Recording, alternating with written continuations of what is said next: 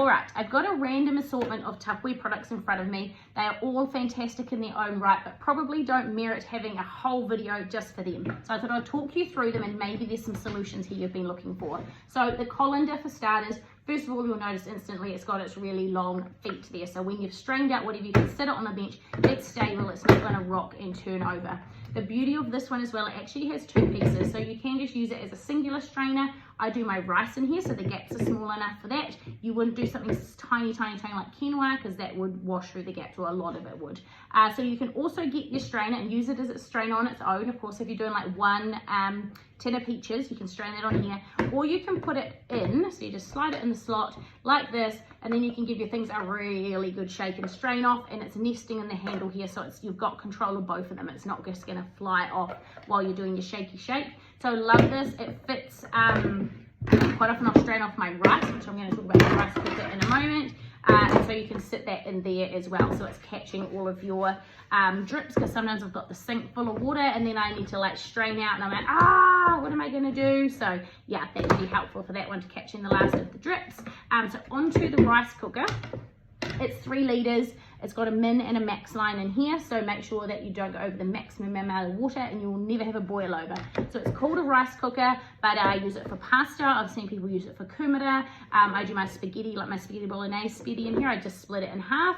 And I normally add, I just do the run the tap hot, put it in, put my pasta and rice in. If you get the recipe perfect with your rice, you can do it so that you have the perfect amount of water. You don't have to do any straining, but I'm not that fancy, so I don't mind straining my rice off because I like to rinse it off afterwards anyway to get rid of the starch.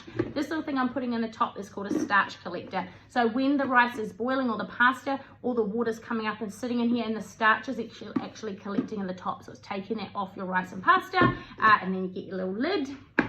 Sit that on, make sure the handle's heat up so you can take it off easily at the end, and any further overflow that's going to come, it's going to sit into this top bit, and then if you put too much water in and you're real unlucky, it is going to go over and leak through your microwave, which has happened a couple of times to me if I haven't been careful enough to make sure I haven't gone over the max line. And then to open it, you just grab the handle, squeeze down, and bam. Careful because it'll be hot, steamy. When I'm doing my rice and pasta, I normally do it for about 7 minutes and then for another 6.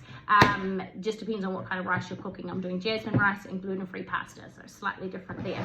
Another amazing little contraption, which last I checked was only like $25, is our omelette maker. 2 pieces. Basically, you mix up your eggs, your spinach, your mushroom, your cheese, whatever you want in here. You can literally mix it in here if you've got the right little whiskey thing. And then you put your lid on, and the rule is 1 minute per egg in the microwave for 3 minutes, say for 3 eggs. And then you just pull it out and it's cooked, and you can just slide it off and out it comes. People have made banana breads in here, brownies in here. There's lots of versatile things you can use with that. So this is another thing that I would highly recommend you have in your kitchen if you will use it. I've seen people steam zucchini in there. I've seen people do their salmon in it. And the last little thing I want to share about is our micro pitcher jug. 1 litre in size.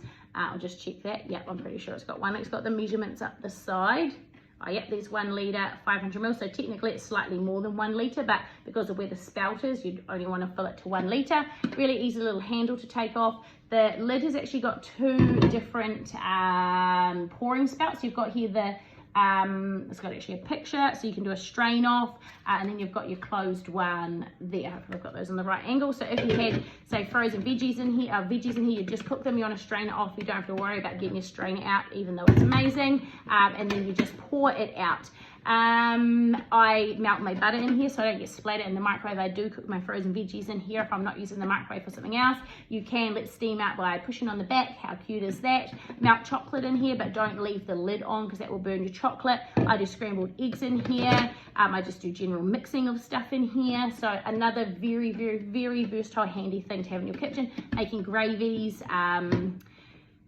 sauces, dressings, that sort of thing. So lots and lots of options there. Hopefully you've hung with me for this whole 4 minutes of chatting, but those would probably be my top 4 things to get started with if you're thinking, what should I be buying? What do I need in my kitchen? For